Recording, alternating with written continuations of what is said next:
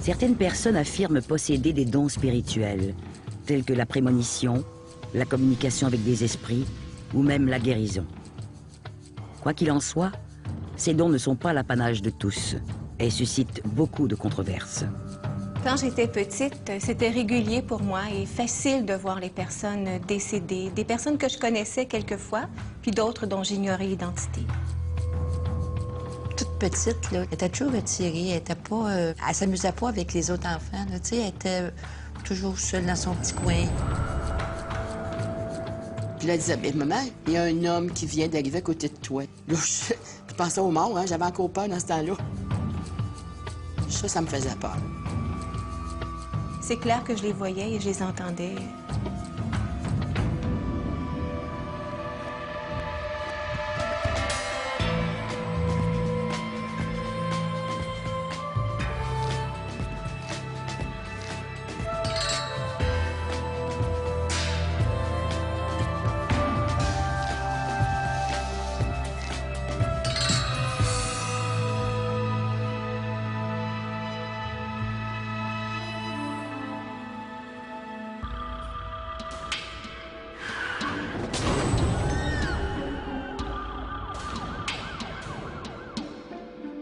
Joanne Lazur vit depuis sa plus tendre enfance avec une sensibilité extrasensorielle qui lui permet entre autres de pressentir la mort des gens, notamment la mort de gens qui lui sont proches, et ceci sans qu'elle ne puisse y changer quelque chose. Quand j'étais petite, c'était régulier dans ma vie de voir des personnes décédées. Des personnes que je connaissais ou des personnes que j'ignorais, mais c'est clair que je les voyais et je les entendais.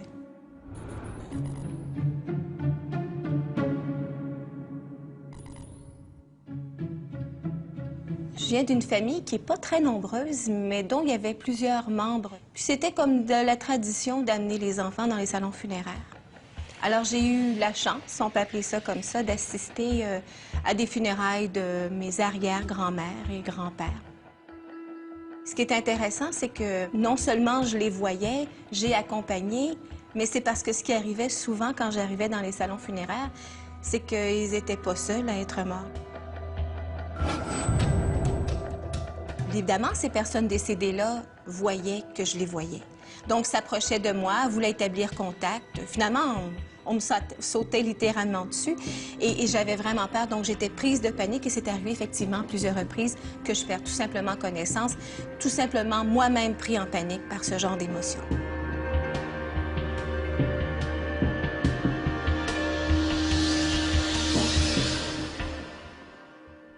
Mais là, maintenant, ça me fascine. Si je vois dans un salon funéraire, par exemple, c'est arrivé une fois que quand un des grands-pères est décédé, bon, bien, elle m'a dit, il y a quelqu'un qui pleure ici, tu sais.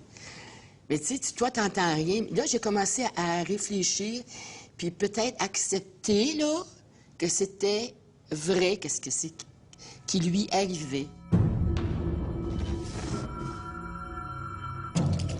J'ai longtemps réalisé que j'étais peut-être différente parce que, dans certains cas, j'ai longtemps réalisé que les adultes ne voyaient pas. Comme c'était spontané, c'était finalement tous les jours ou presque où il y avait des personnes décédées qui venaient en contact. C'est vraiment vers l'âge de 7-8 ans où là, j'ai constaté, j'ai réalisé qu'il y avait quelque chose qui était différent.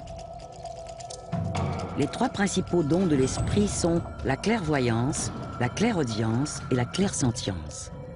Joanne Lazur affirme posséder ces dons depuis toujours.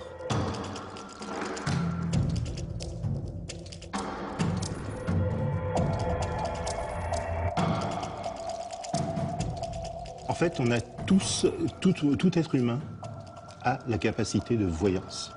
On a un instinct qu'on pourrait qualifier d'animal pour recevoir de l'information des autres. Quand on parle de clairvoyance, on parle de quelqu'un qui est capable d'aller chercher une information en dehors des sens communs, en dehors des sens traditionnels, qui va chercher une information sans trop qu'on sache d'où elle provient et comment elle est perçue. Par exemple, entendre quelque chose. Donc, il y a des gens qui disent entendre. Et à ce moment-là, on parle de clairaudience. Lorsqu'une personne dit qu'elle peut voir des choses, à ce moment-là, on parle de clairvoyance. Lorsqu'une personne dit, par exemple, voir des personnes décédées, à ce moment-là, on parle de médiumnité.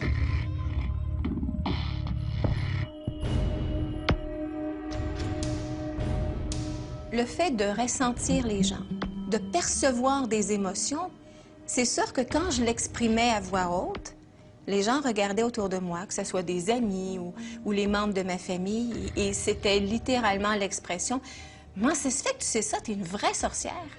Et c'est sûr que ça me dérangeait à chaque fois. Et on a fini par dire « Mais t'es une bonne sorcière ».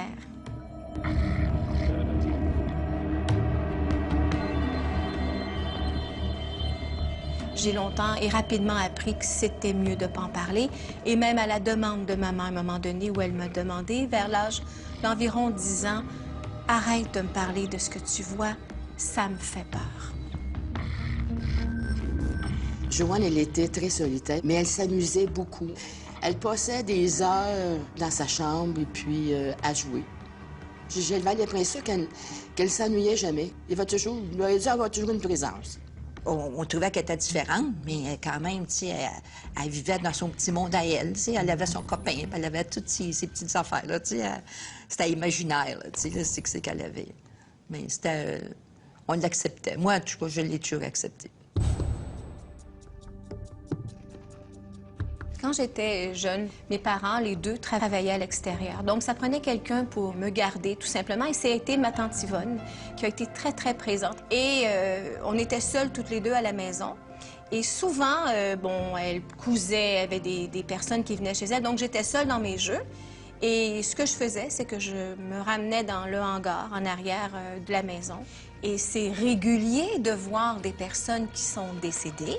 Et il y a des gens qui vont s'approcher, puis qui vont saluer ou qui vont demander une information.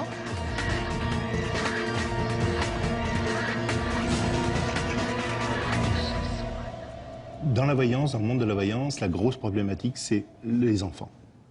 Des enfants qui voient sont soit rejetés, si personne ne veut les prendre en charge et leur faire comprendre ce qui se passe, ou sont acceptés, mais vont être acceptés par un milieu restreint.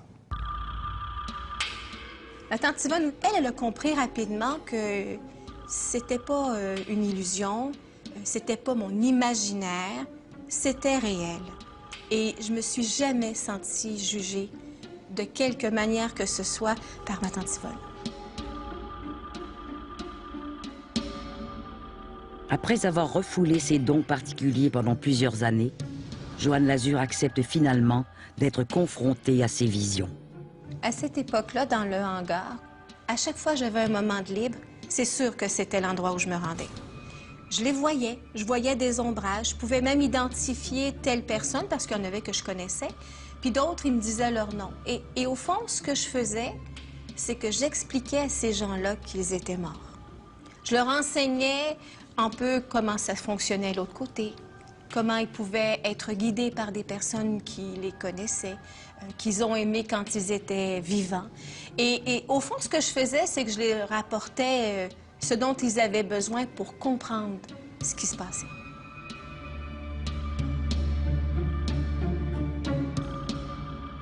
La majorité des gens qui sont décédés ignorent qu'ils sont décédés.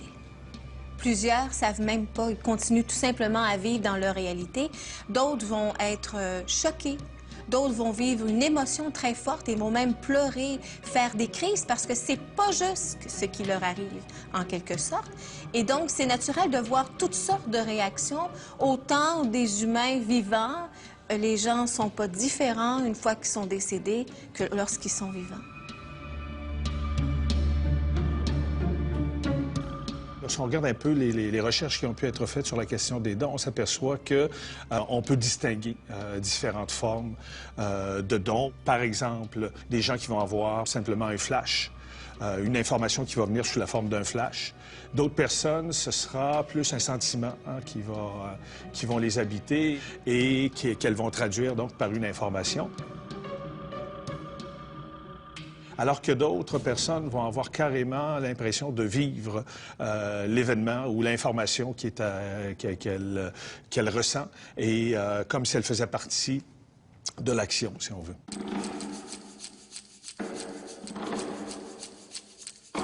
Quand elle était jeune, on ne disait pas qu'est-ce qu'elle voyait.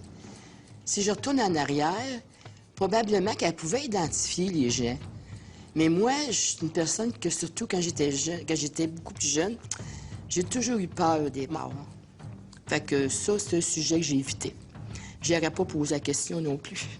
C'est sûr que je comprends maintenant, avec du recul, la réaction de maman.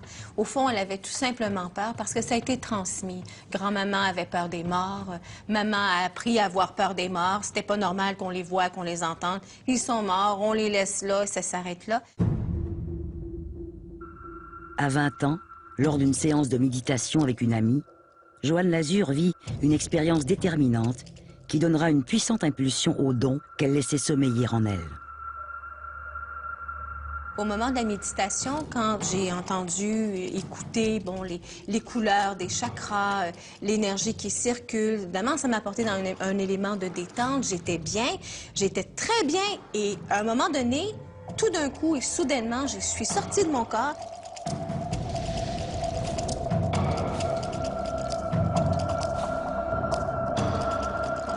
Je me suis vue au-dessus de mon corps et là, ça a été la panique. Parce que non seulement je savais plus comment rentrer, surtout je savais plus ce qui s'était passé exactement, mais le summum, c'est que j'ai vraiment entendu la présence de 2 personnes. J'ai entendu leurs prénoms. Il s'agissait de Viviane, d'Édouard. Et à ce moment-là, j'ai réalisé que j'étais possiblement et sûrement en lien avec des morts.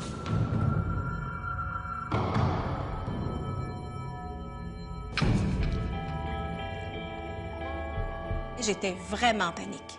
Donc, la méditation a été vraiment un déclencheur parce qu'au fond, en un moment, je me suis rappelé ce que j'avais voulu tout simplement oublier tout le temps de l'adolescence.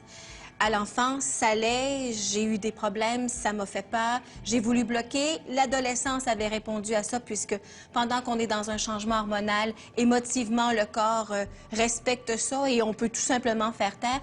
Mais soudainement, je me suis rappelé de tout ce que j'avais voulu oublier. Et ça a été vraiment et définitivement un déclencheur. Oui. Suite à cette expérience, les dons de Joanne Lazur prennent une importance particulière dans sa vie. Du jour au lendemain, la médium se découvre de nouveaux pouvoirs plus étonnants encore que ceux qu'elle affirme posséder déjà.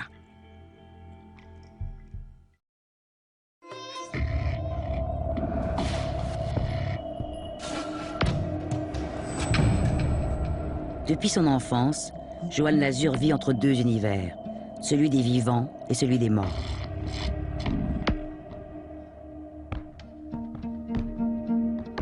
À 20 ans, après avoir décidé de mettre ses dons de côté, la jeune femme vit une expérience qui change le cours de sa vie.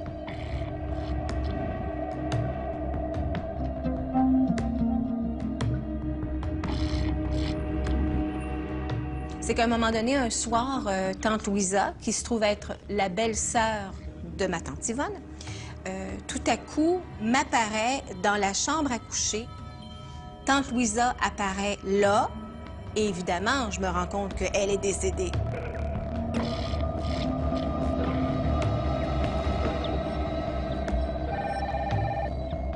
Au même moment, le téléphone sonne, donc j'ai pas eu le temps de lui parler. Le téléphone sonne et c'est sa belle-fille qui m'appelle pour me dire « Écoute, voici, je suis une telle. J'ai ouvert le bottin téléphonique, l'annuaire que ma tante Louisa avait. C'est ton nom qui a émergé, c'est le premier nom que j'ai vu. Je t'appelle pour te dire que ma tante Louisa est décédée. Elle a été frappée par un autobus et elle est morte presque même sur le coup. » J'ai pris le temps d'appeler ma mère pour lui informer de la nouvelle. Et ce qui est arrivé, c'est que ma tante Louisa est restée pendant 3 jours dans la maison, dans mon énergie, parce qu'elle ne savait pas ce qui se passait. Elle avait peur. Elle ne savait pas où aller. Elle était encore sur le choc d'avoir été frappée par l'autobus et surtout, elle continuait à avoir mal à la tête parce qu'elle avait été vraiment percutée. En fait, elle avait été frappée, elle est tombée sur la tête et elle ne comprenait pas que même si elle était décédée, elle continuait avoir mal à la tête. C'est sûr qu'en revoyant ma tante Louisa décédée devant moi, qui me demandait de l'aide, c'est là que je me suis rappelé qu'au fond, c'était pas si épeurant que ça. Que je sentais qu'il y avait quelque chose à faire, que non seulement ces gens-là avaient besoin d'être guidés parce qu'ils ne savent pas ce qui se passe, puis ils ne savent pas toujours quoi suivre en quelque part, mais c'est surtout que j'ai senti que c'était ça ma voie. C'est ça que j'avais à faire et que toutes les peurs qui étaient associées à ça devaient tout simplement s'estomper. C'était ça que j'étais venue faire.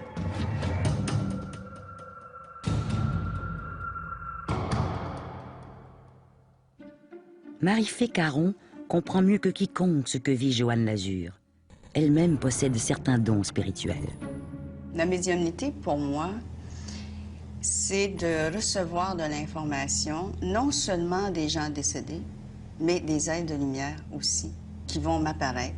Mais de la manière dont ça se passe, je sais pas, je peux être en train de parler au téléphone et je reçois une image, j'entends une voix et il y a une information qui arrive et je suis dirigée comme télépathiquement vers une personne à qui transmettre ce message-là.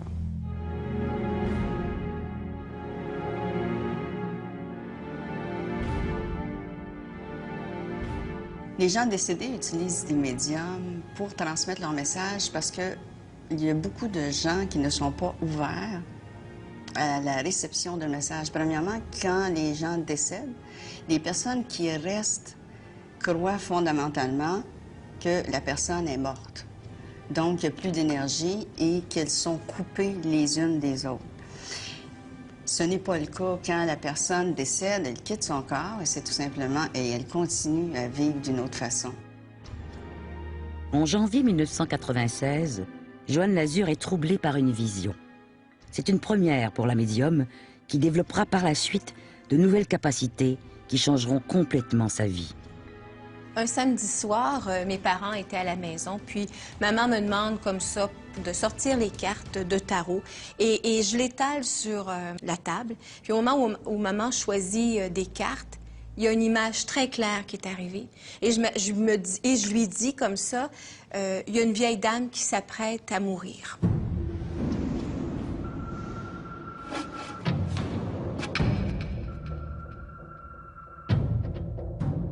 Et là, ma mère me demande laquelle. Et là, je me tourne vers mon père, qui est derrière moi, puis je lui dis, c'est la maman de papa. Et là, je lui explique que je vois, les yeux ouverts, comme ça, c'est très clair, que grand-maman est assise, elle a un malaise, se cogne la tête sur la table et tombe. Et je la vois tomber. Tout ce que je vois après, c'est qu'elle en meurt. Suite à l'événement, donc samedi soir, la vision. Le lundi matin, 8 h, ma mère m'appelle pour me dire « Tout ce que tu m'as dit samedi soir est en train d'arriver. » Le soir même, vers 11h10, je me suis arrêtée de parler. J'ai gardé l'horloge. Et puis là, les gens m'ont demandé « Ça va? Qu'est-ce qui se passe? » Et j'ai tout simplement dit « Ma grand-mère vient de mourir. » Et c'est ce qui est arrivé. La majorité des gens qui font de la voyance voient l'histoire de la personne qui est devant eux et voient le passé de cette personne-là. Maintenant, faire une prédiction, c'est-à-dire aller dans le futur, ça demande un autre niveau, ça demande un autre type de perception, parce que là, on va aller dans une interprétation d'abord. Les éléments qu'on connaît de cette personne-là, on va essayer de les projeter dans le futur. À l'occasion, Joanne, elle a des prémonitions. Lorsqu'on rencontre des gens, elle va me dire des choses sur eux que je ne connais pas. Et puis que, je me dis, j'ignore, tu sais. Mais à un moment donné, peut-être un mois après, ce qu'elle m'a dit arrive.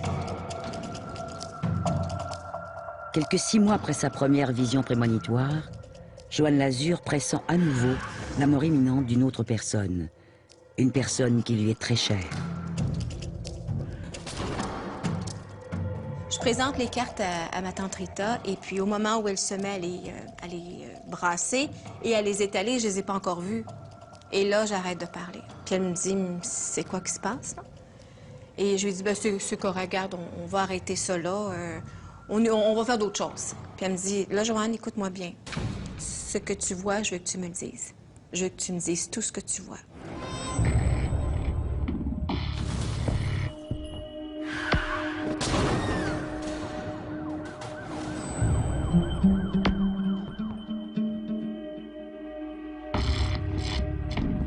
Tout ce que je lui dis, c'est, je vois juste du sang. Tout ce que je vois, j'ouvre les yeux, je ferme les yeux, c'est une mare de sang que je vois. Mais je sais pas c'est quoi. Et après ça, quand elle a insisté pour voir ce qui se passait, j'ai vu deux choses. J'ai vu encore la mare de sang, et elle était vraiment grande. Puis à côté, je voyais une roue de vélo qui tournait dans le vide.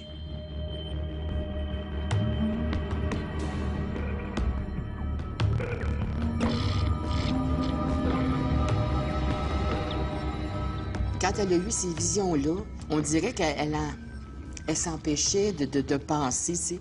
Je sais qu'elle aimait pas ça, tu sais. Parce qu'elle sentait que c'était quelqu'un de proche. Bien, elle était mal à l'aise de me dire ce qu'elle voyait, parce qu'elle voyait du sang, puis une roue. Puis, tu sais, elle savait que moi, tu sais, que mon mari faisait du bicycle, puis tout ça, tu sais, c'était elle la voyait comme un accident, tu sais, la roue puis le sang. Pressentir la mort d'une personne n'est certainement pas une tâche facile. Surtout lorsque cette personne est très proche. Joanne Lazur doit vivre avec cette terrible révélation sans être certaine que celle-ci ne se réalise vraiment.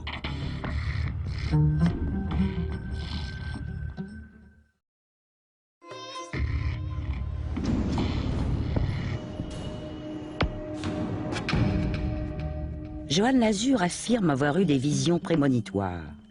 Elle pressent la mort de sa grand-mère paternelle, et voilà maintenant qu'elle pressent la mort d'une autre personne qui lui est très proche. À un moment donné, quand j'ai observé le vélo ou la roue de vélo, elle s'est comme effacée. Et là, il n'y a vraiment eu que le sang. Et là, les images sont arrivées. C'était foudroyant, ça arrivait soudainement et qu'en fait, je pouvais absolument pas dire à ma marraine que sa fille unique à 33 ans allait mourir dans quelque temps. Dans la vision, c'était clair que c'était Sylvie qui allait quitter. Et pourquoi, je ne sais pas. C'était comme inscrit dans un plan, on n'y pouvait rien, on pouvait accepter. Et j'ai compris avec le temps que j'avais été préparée physiquement, émotionnellement à ce départ-là.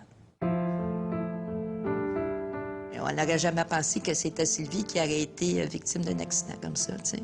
Tragique. Moi, ma fille, c'était toute là au monde, tu sais, c'était... je n'avais juste une, premièrement, puis je vivais juste pour elle, tu sais. On n'était pas juste des cousines, on était des sœurs. La sœur qu'on n'avait pas eue, on la retrouvait chez l'une et chez l'autre. On se parlait tous les jours. On avait vécu des moments difficiles, chacune de notre côté, et on était l'épaule de l'une et de l'autre. On était très, très proches l'une de l'autre.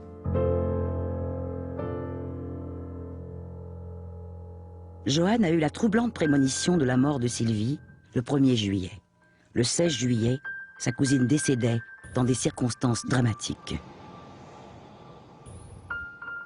Donc, en revenant de la maison, j'avais passé la soirée à l'extérieur. En arrivant à la maison, vers minuit moins 10, j'étais pas bien. Mais j'étais pas capable de définir c'était quoi l'émotion ou le malaise. Et au moment où je suis arrivée dans mon lit, la sensation est encore plus forte. Je n'étais pas capable de définir ce que c'était et je me suis endormie autour de minuit 10. Je me rappelle pas des détails, mais ce que je sais, c'est que ça a été prouvé que Sylvie était décédée à minuit 10, le 16 juillet. Alors, lorsqu'on regarde un peu la façon dont se manifeste la précognition ou la prémonition, il y a différentes façons. La façon la plus commune qui nous est rapportée, ce sont les rêves.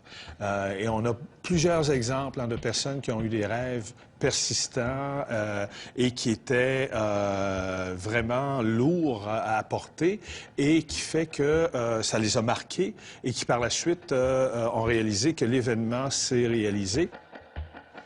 C'est vraiment avec le départ de Sylvie que j'ai constaté que ce que je voyais, ce que j'entendais, ce que je savais, sans aucune autre preuve, c'était vrai. Et je me suis dit, si c'est vrai que j'ai vraiment ces dons-là, je les accepte et je me donne le droit de les utiliser et de faire du bien.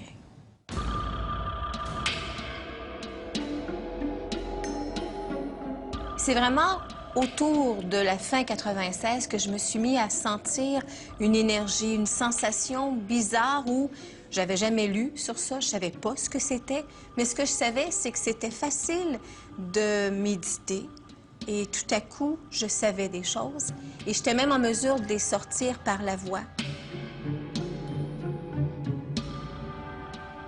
Au fond, c'est le phénomène de canalisation qui a commencé définitivement à la fin de 96.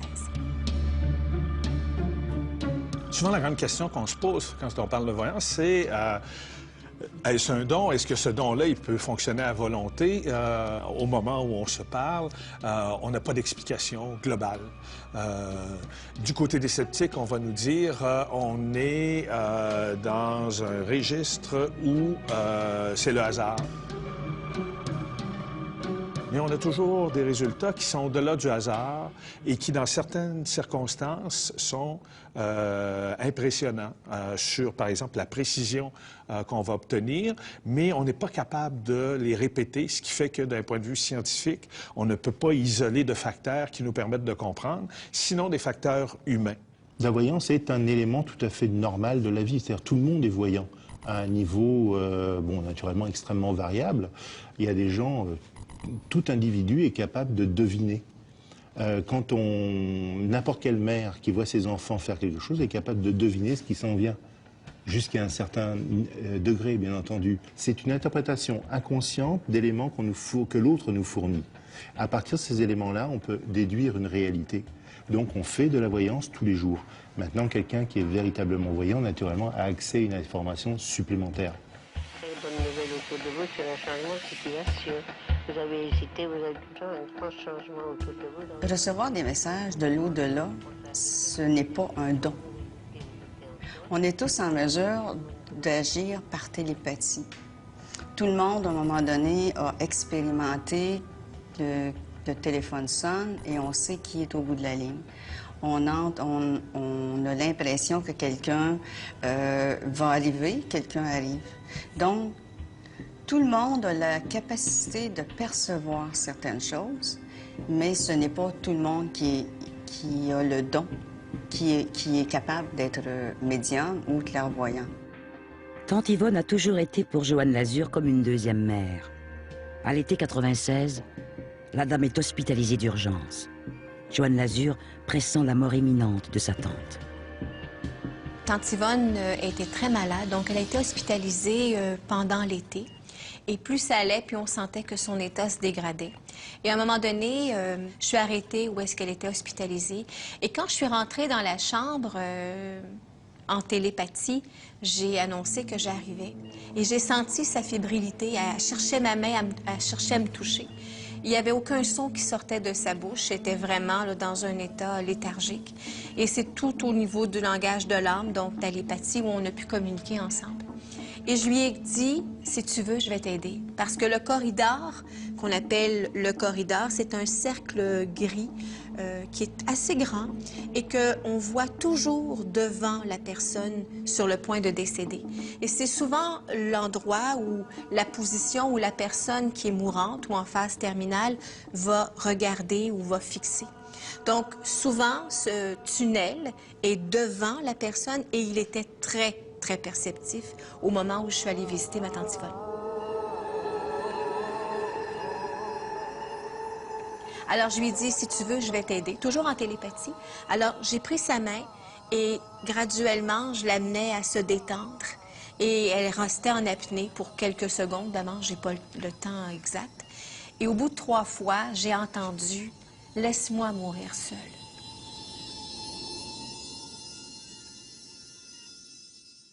Et j'ai senti que c'était correct.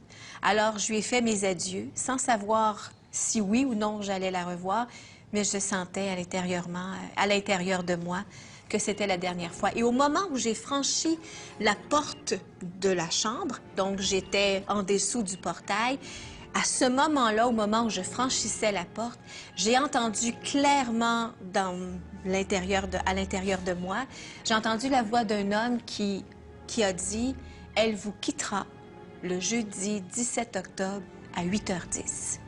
Et c'est ce qui est arrivé. Cette voix entendue par Joanne Lazur soulève de nombreuses questions. Est-il possible que le moment de la mort d'une personne soit prédéterminé de façon aussi précise?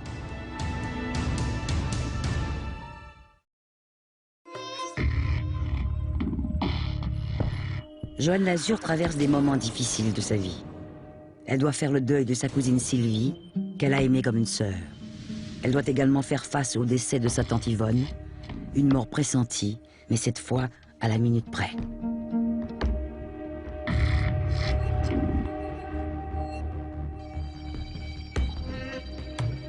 Ce qui est assez fascinant quand on a des visions comme ça, quand on sait quelque chose, surtout sur le départ des personnes à venir, c'est qu'on oublie. Il y a une partie de nous qui sait, puis il y a une partie de nous qui ne le sait plus. Donc, j'ai continué à vivre tout à fait normalement. Et à un moment donné, la journée même donc du 17 octobre, et après l'heure du souper, le téléphone a sonné. Et c'est la sœur de ma tante Yvonne, ma tante Emma, qui m'appelait pour me dire que tante Yvonne venait de quitter à 8h10.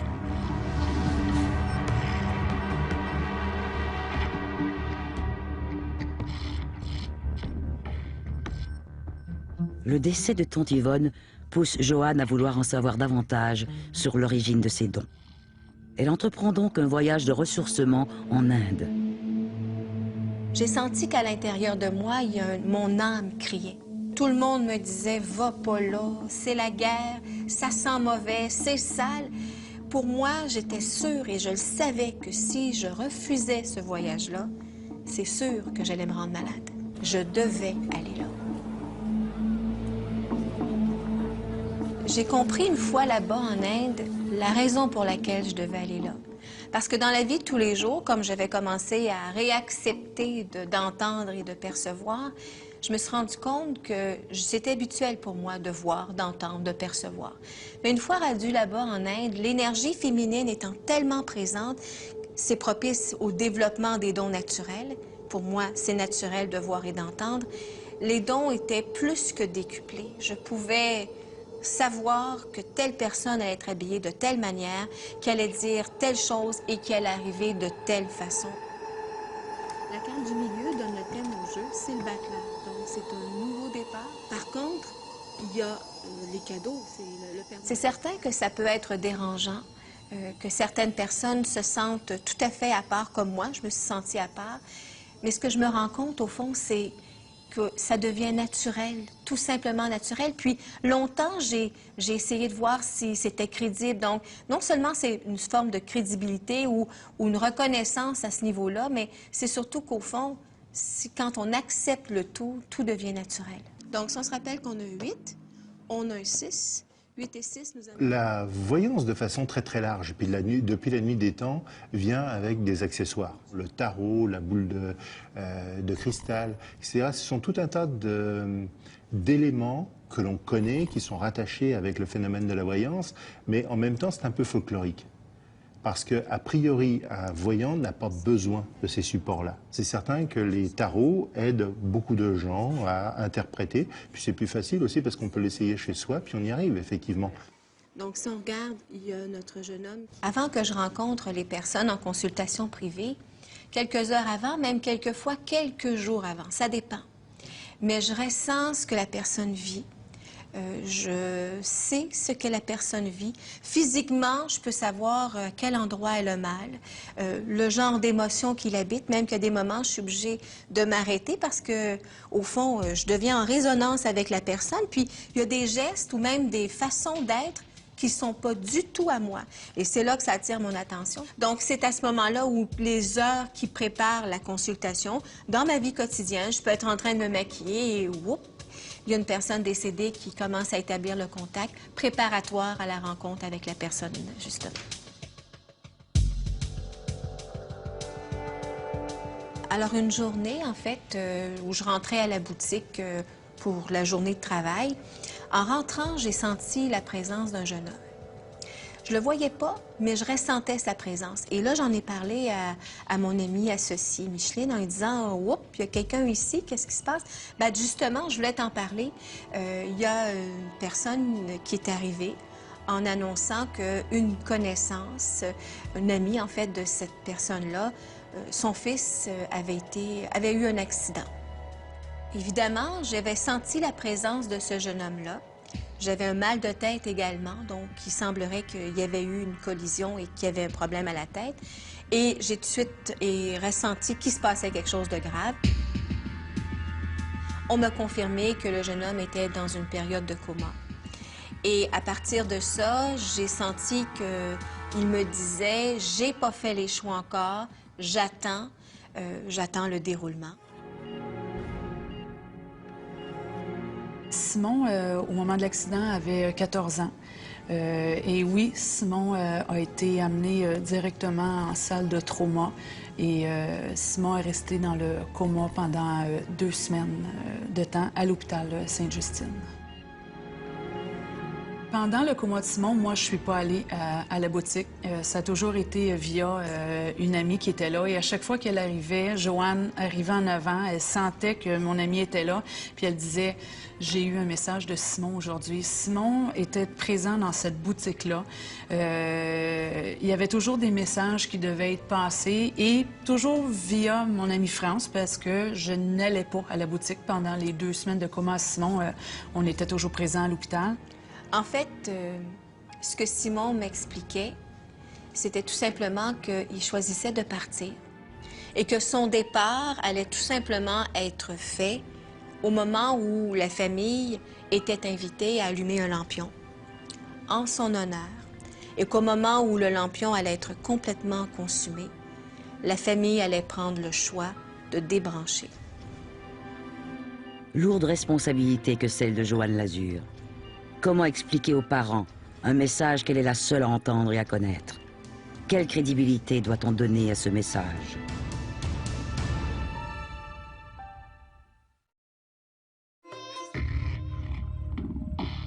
Suite au décès de sa tante Yvonne, Joanne Lazur décide d'accepter ses dons et de les intégrer pleinement dans sa vie au quotidien.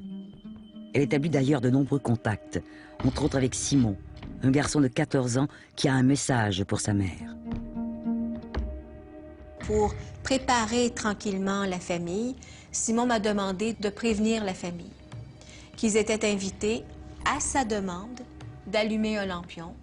Et au moment où le lampion allait être complètement éteint, la famille allait prendre une décision de complètement débrancher Simon parce que c'était son désir et c'est ce qui devait être fait. Ce lampion-là, c'était le fameux lampion de la guérison de l'âme. Ce qu'on disait, c'est de mettre une prière en dessous du lampion et de laisser brûler le lampion. Au moment où le lampion s'est éteint, j'ai eu le message de mon ami qui est venu me voir à Sainte-Justine puis qui m'a dit « Brigitte, regarde, Simon est parti. »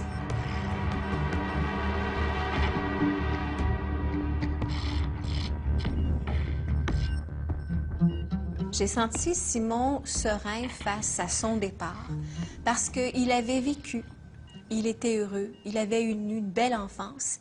Et ce qu'il disait souvent, il me disait de dire à sa mère, c'est correct, tu as le droit de pleurer, mais c'est correct parce que mon départ peut vous apporter de la tristesse, mais moi je suis serein, j'ai eu une belle vie. C'était pour le mieux, c'est ce qu'on se dit. Et Simon est bien aujourd'hui, mais oui, ça a été le message qu'on a eu au moment que le lampion s'est éteint. Ça a été, OK, il faut l'enlever. Et cette journée-là, ça a été la journée de la fête des mères, parce que Simon est décédé le 11 mai. Et ça a été quelque chose de très, très, très difficile. Très difficile, oui. Une maman qui perd son enfant, c'est un drame. Et c'est là qu'elle me dit, je veux savoir pourquoi Simon est parti. c'est quoi que j'ai à comprendre? C'est quoi que j'ai à savoir de ça? La première chose qu'elle m'a dit, ça a été ça.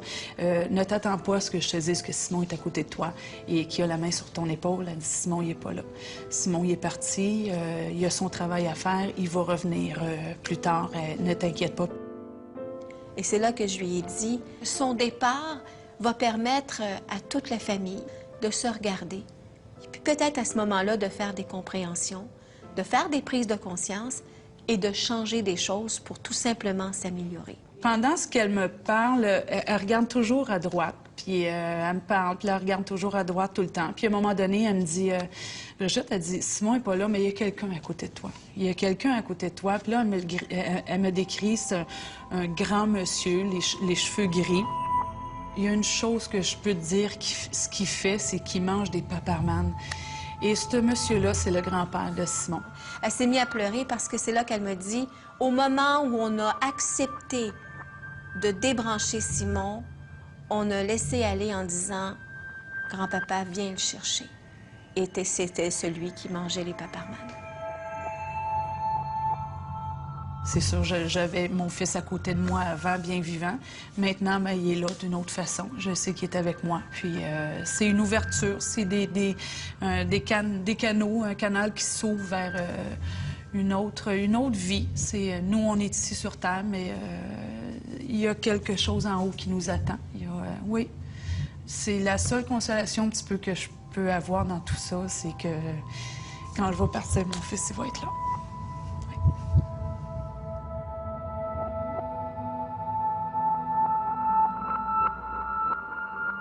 Lorsqu'on regarde le phénomène de la voyance, on s'aperçoit que c'est un phénomène qui est encore présent aujourd'hui parce qu'il nous fascine. Et pourquoi nous fascine-t-il? C'est depuis le début de l'humanité jusqu'à aujourd'hui, on a des traces de la voyance. On pratiquait la voyance en Mésopotamie, donc il y a 5000 ans, où là, on lisait l'avenir dans un foie d'animal, puis dans d'autres civilisations. Donc ça a toujours été présent. Ce désir de vouloir savoir, est-ce qu'il y a autre chose? Est-ce qu'on peut accéder à une information? Il n'existe aucune théorie scientifique qui peut expliquer les phénomènes de voyance. Ils sont donc qualifiés de paranormaux. Bien qu'on puisse s'intéresser aux témoignages de gens qui vivent ces phénomènes, il est malheureusement impossible d'aller beaucoup plus loin. On a toujours besoin de quelqu'un qui nous dise quelque chose. Et en fait, je pense que c'est un besoin ancestral du contact avec les dieux, du contact avec un au-delà, du contact avec quelque chose qui pourrait présider au destin des êtres humains. Joanne Lazur considère que ces dons constituent un héritage familial, transmis de génération en génération. Aujourd'hui, sa fille Caroline comprend et accepte qu'elle a hérité elle aussi de ces dons particuliers et qu'elle devra s'y habituer. Je vis pas ces dons-là comme maman les vit. Moi, dans l'acceptation que j'ai faite, j'ai décidé de les sentir, de sentir certaines choses, mais de ne pas ressentir d'autres choses. Je veux pas, j'ai toujours vécu avec ma mère, puis elle a toujours eu ces dons-là, puis elle en a toujours parlé, elle s'en a jamais caché. Donc, c'est sûr que moi, je l'ai vu, je l'ai appris, ça fait partie un peu, c'est acquis. Là. Et moi, Joanne, elle nous montre surtout à vivre notre vie pour être heureux, à prendre les choses du bon côté, tu sais. Avoir confiance en toi, parce qu'on est capable de grandes choses. Ce que je me rends compte avec le recul, c'est que autant j'étais dans un état de dualité, de non-acceptation, que je me battais avec ça, j'ai constaté que les gens autour de moi, ma famille, mon conjoint, mes enfants, étaient également dans ce même genre d'énergie de résistance. Et plus ça va, et plus j'en parle naturellement, en fait, ça fait partie de mon quotidien. Ce qui est intéressant, c'est que les gens autour de moi sont également plus en paix. Parce qu'au fond, on a tous ces facultés-là. C'est tout simplement que les peurs prennent le dessus. Et quand on accepte qu'au fond, c'est naturel, graduellement, les mystères tombent, puis finalement, ça va finir par devenir une réalité. Et c'est justement le but du fait que j'ai accepté cette invitation pour laisser tomber les barrières, enlever les mystères, puis tout simplement dévoiler une vérité qui n'aurait jamais dû être tassée.